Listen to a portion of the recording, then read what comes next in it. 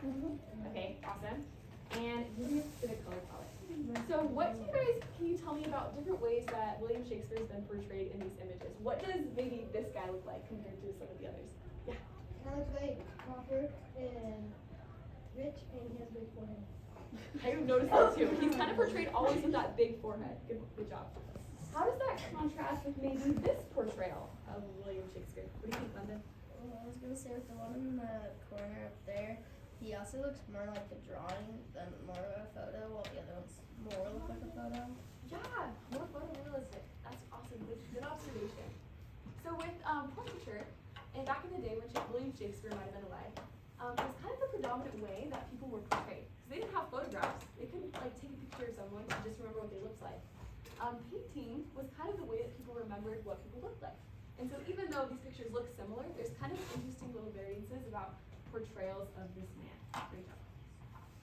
So this is the picture we're going to be using today for our grid reference. You each are going to get a different part of his face. Okay, so kind of take a minute to look at this. I would say this one might be a little bit easier than maybe some of the detail of his robes, of his shirt, right? So it might be a little bit tricky depending on what you get, but just take a minute. That's kind of what we're going for. This is what your different pieces will look like, okay? So when you look at this up here, this is going to be the small version of your grid that you're responsible for. I want you to practice transferring this into a larger scale. Does that make sense? Mm-hmm. So how do you guys feel about that so far? Make sense? Can I see a thumbs up? Okay, perfect. Nice job. So this is kind of an idea of what we could do. This class, what they did was they wrote down quotes from their Shakespeare play into their piece of the portraiture. Okay? You guys kind of see that? Mm-hmm. Awesome. I just want to hear some brainstorming ideas. How are ways that you guys could put your own experiences with Shakespeare into your piece of his face? What do you guys think? Yeah. I can write a really long, boring line you see from really long lines in the play. A line from the play? That's a good idea. Yeah. I can put a letter on it because my part is I give a letter to somebody. Oh, I love that idea. So you can include like a letter from your piece. I love that. That's awesome. Connor. This is going to tie into a famous line that I have in the show. So I was thinking I could draw like a little stage, but instead of a floor, there's a map of the world. All the world's a stage.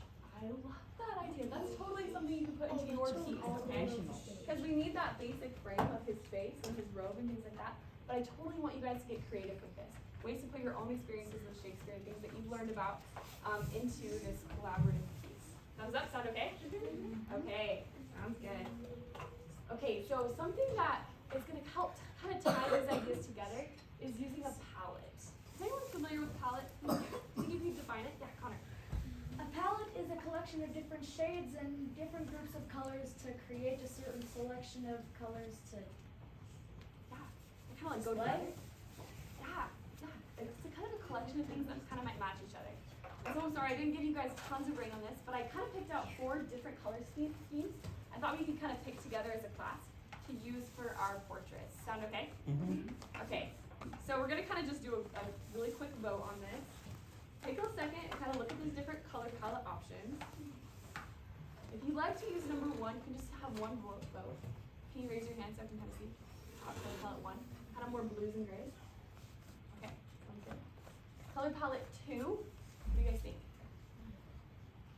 None for 2. Wait, maybe a little bit. That's okay. That's awesome. Color palette 3. Okay, a few more. Awesome. Color palette 4. Okay, guys, I think that's the one we're gonna go with as a class. I can leave that up here, so while you're working, we can kind of reference that. But it's okay to use any of those colors in color palette 4 for your piece. Try to keep it in that because that's going to kind of tie everything together as we get to the end of it. Thumbs up? Does that sound okay? Mm-hmm. Okay, awesome. You have about 20 minutes to work on your piece. Can I have 2 volunteers help me pass out things? Would you be able to help me? Would you be able to help me? Awesome. When you get your piece, it's totally fine to start working on this, okay?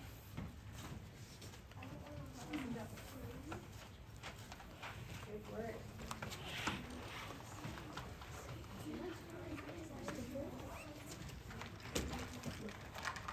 all the papers different? They are all different. It's just a different part, a piece of his face. You can borrow half of my part if you need. That's totally fine. You start with pencil. I would actually recommend starting with pencil. That way, if you make a mistake from transferring one image to the other, I'm not playing with it. perfect.